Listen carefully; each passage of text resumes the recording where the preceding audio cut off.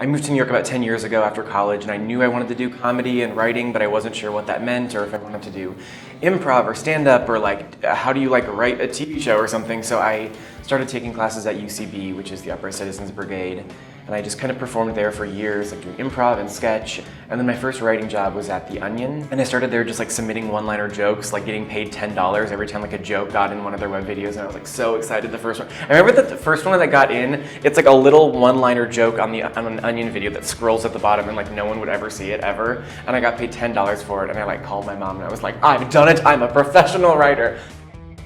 I'm Chris Kelly, director of Other People, which is premiering in the U.S. Dramatic Competition at the 2016 Sundance Film Festival.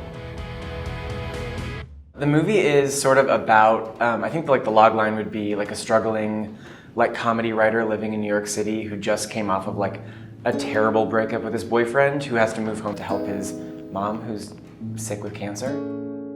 It's sort of like kind of based, I mean, my mother passed away like 6 years ago, so it is like inherently like loosely based on that. Like at the end of the day, like that's kind of where I pulled it from, obviously. I knew I was gonna move home and I was going to like be with my mom as she was sick.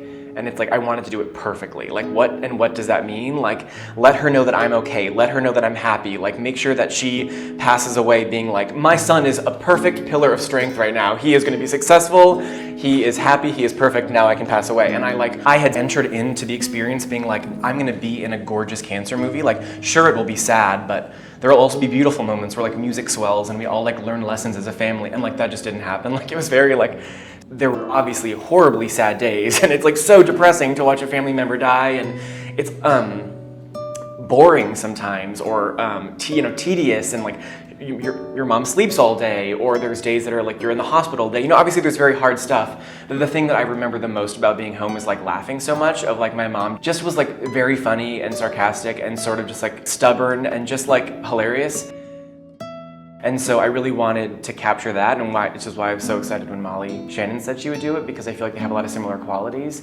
I tried to like cast people who I thought were like super funny. They keep any scene from becoming too like, oh boy, this is like really sad with a capital S, Because the sadness is already there. Like, I didn't need to like work hard to make cancer and death sadder than it already is. So I knew I was dealing with subject matter that wasn't like something no one had touched before, but hopefully it's done in a way that's different or funny or interesting. I don't know. And the cast is good.